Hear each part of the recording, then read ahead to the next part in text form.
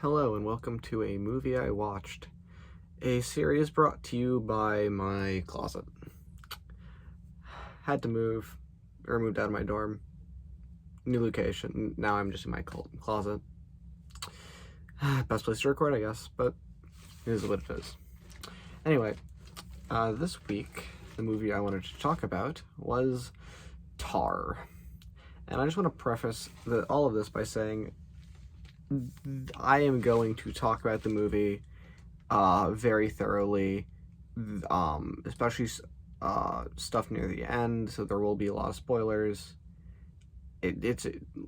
So just to say up front, it's a great movie, very enjoyable. I highly recommend it, but you have been warned. So,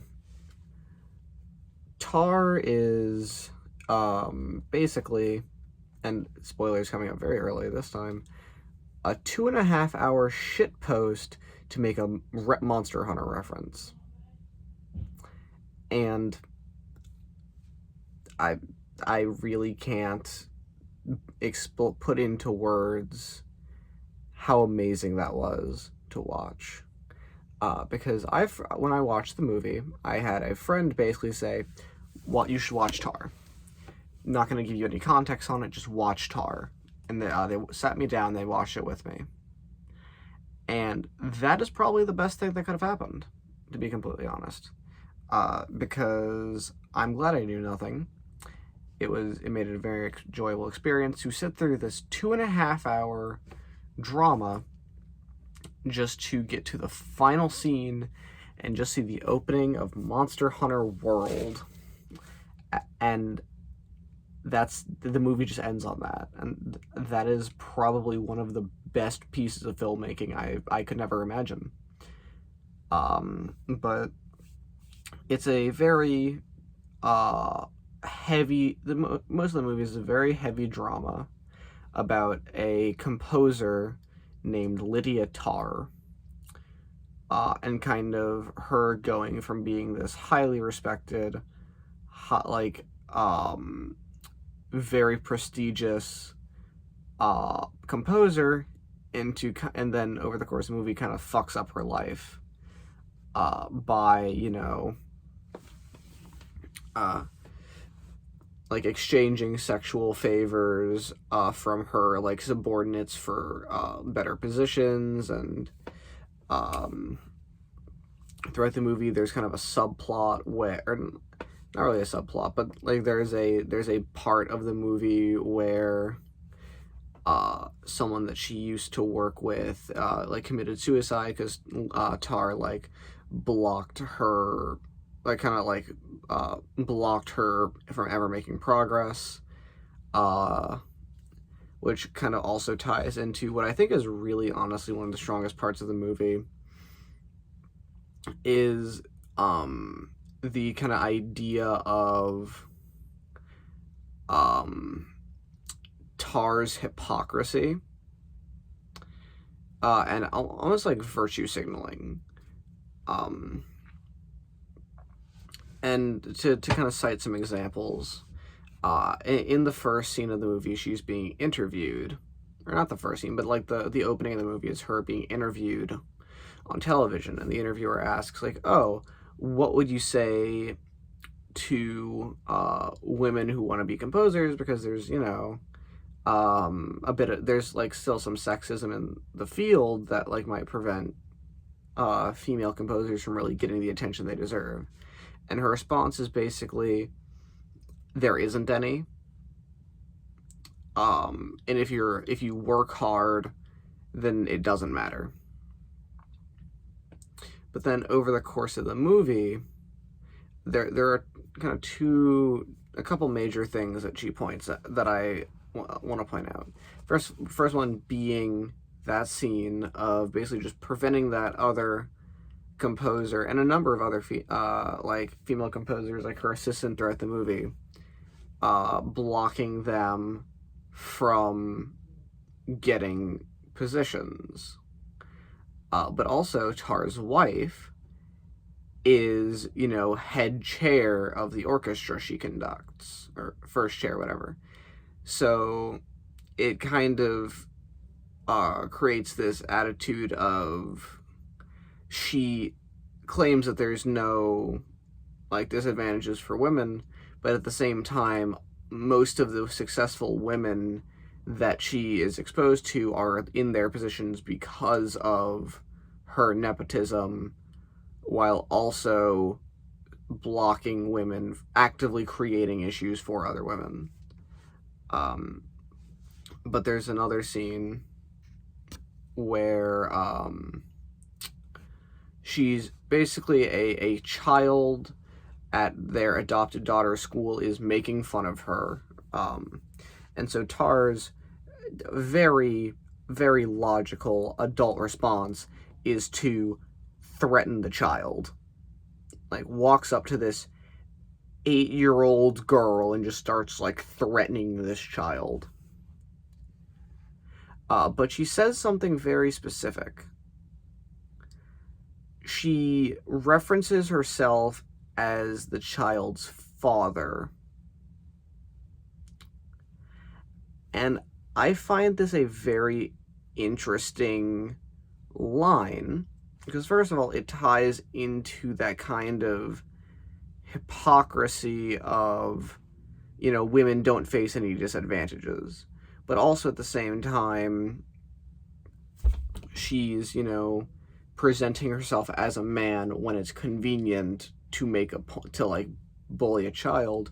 But also it serves the dual purpose of, she basically tells the little girl, like, oh, you can tell the adults that her father would like threatened you, but they're not going to believe you because I'm an adult and you're a child.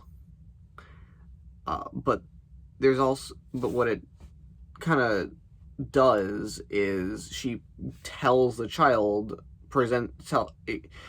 tells the child that she is the girl's father, because then the girl is going to go to a place of authority and go, oh, her father bullied me, but the girl doesn't have a father because she has 2 moms.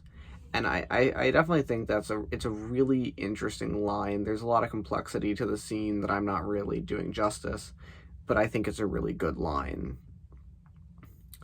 But also that hypocrisy kind of, and that like nepotism that I mentioned a second ago, is a very big plot point throughout the movie. One of the kind of predominant things is that Tar basically develops this crush on a new, I think she's a cellist, but I don't remember what instrument she plays. But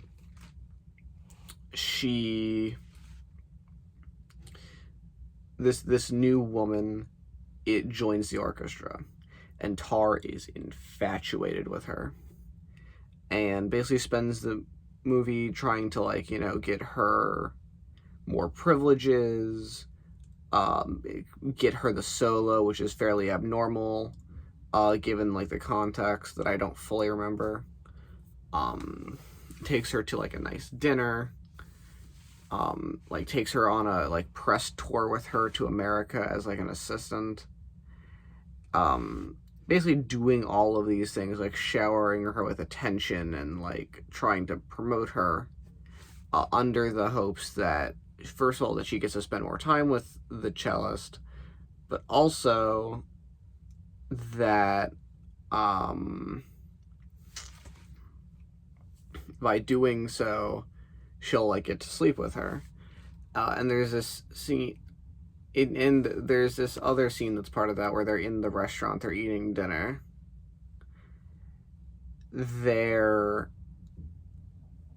And Tar asks her, like, oh, do you eat fish? Which is this kind of, which I definitely did not click with me at first. Someone had to explain to me that it was basically asking her if she was into women, which I thought was funny. But that her relationship with that assistant is a very large part of the movie, because it also plays into this kind along with that other woman from earlier who Tar blocked the career of, which creates this kind of investigation of her about this kind of controversy, claiming that she's like basically playing God, of like sexual and like these sexual misconduct allegations. So, and that's one of the things I love about Tar, is that everything is linked. It's a very tightly scripted movie. There's no real waste. Everything comes full circle. There's this one scene that I thought was kinda pointless early on, where she's lecturing at a college, and she's basically telling a student that his opinions are wrong, because the student it basically says, like, as like a person of color, as a member of the LGBT community, I choose not to study the body of work of these certain composers because they did things that I find objectionable and run counter to my identity, so I choose not to study them because I don't want those things that I disagree with to influence my work, because I want my work to be an expression of myself as a member of those groups. And Tar basically just says, no, you're just wrong, because, you can't, like, if you do that, then you lose out on so much work that you're left with practically nothing. And both of them have, and it's kind of presented as this both of them are wrong type of thing, where like Tar makes a very valid point of, you can't just ignore everything in a medium because you don't like it. Like, Birth of a Nation is still an important film even if we don't like it. But also the student makes a very good point of, hey, music is something that is deeply personal and very tied into our inner thoughts and emotions. And so if someone is and if someone who does that is, or was a misogynist or a racist or a homophobe or whatever, while not directly impacting, not that the notes they wrote, that arrangement of notes is inherently transphobic or racist, but, you still have, in order to understand it, you still need to go along and occupy their state of mind. And also not to celebrate these people who are pretty objectionable. And I think that I understood it as kind of a commentary on identity politics in media, which I won't get into. I'm just gonna say, I think that people should be better to each other. I feel like that's kind of but I digress. Point being, this scene comes back much later in the movie, where someone has basically taken was a recording of the lecture and spliced it to make Tar seem like a bigot who is bullying the students. Which, I mean, in the reality of the scene, she's kind of an asshole. She's very pretentious and, like, holier than thou. But in the context of she's literally a professional, it's... Point being, this happens, and her, I guess agency is the best way to put it, basically goes, you know what? We need, like, a rebranding, because currently your name is Dirt, and if you don't do this, then you're fucked.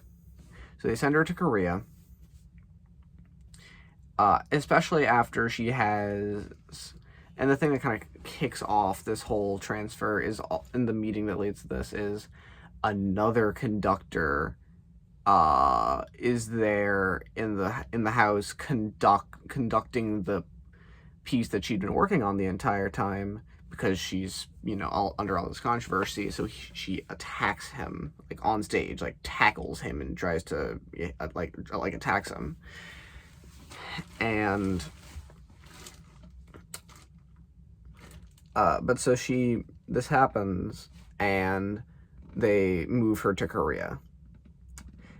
And they're like, and she's given a new piece to direct, and there's a scene of her interacting with the orchestra for the first time, and she basically goes, "Oh, okay. So we need to ask ourselves, what is the composer trying to tell us?"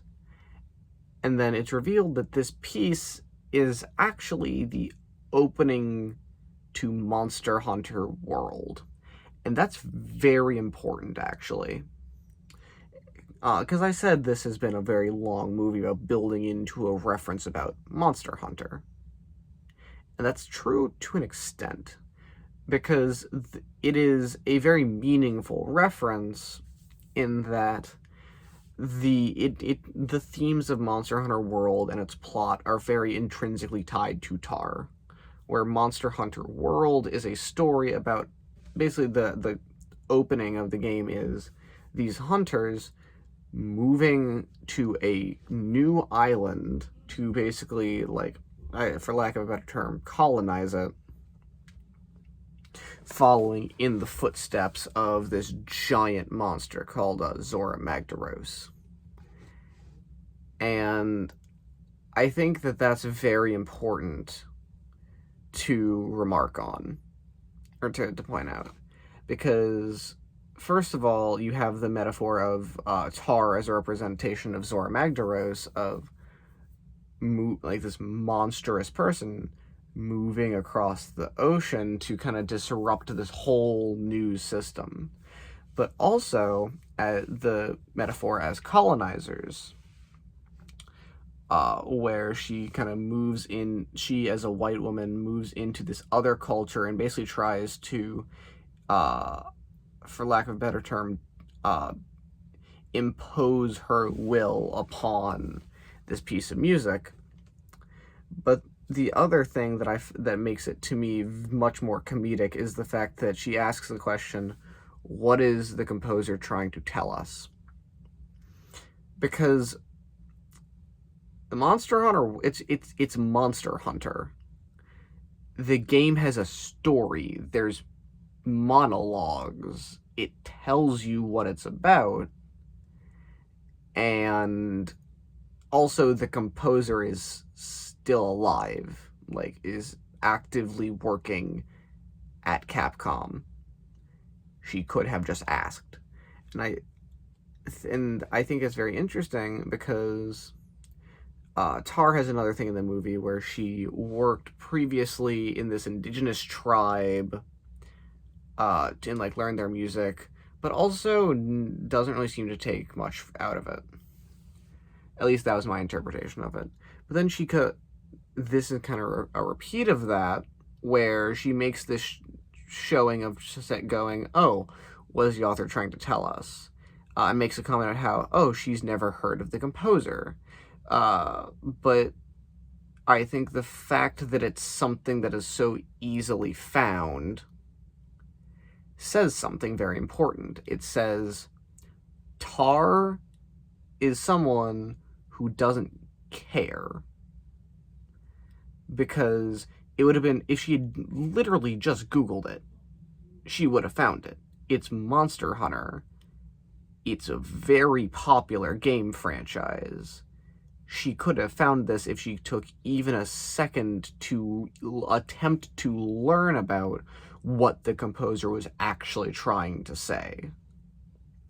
Because, again, it's Monster Hunter. And it was Monster Hunter World, like the most popular game in the franchise. And so I think that's why I consider the Monster Hunter reference kind of the crucial part of the plot, because it so perfectly displays what kind of like encapsulates what the movie's about, but also does a very good job at demonstrating who Tar is as a person by the ways that she interacts with the piece. And this has been a very rambly review. It's a long movie. There's a lot to cover that I can't get to all of, but it's a very good movie. I wholeheartedly recommend it. It's long, yes, but it's completely worth it. If you like dramas, watch it. if you like movies about art, watch it. If you just, you know, like good movies, watch it. That's all I can really say. But that's going to be all for this week. I don't know. Like, comment, subscribe. I don't know. I wouldn't take advice from a guy sitting in a closet, but you do you. Goodbye.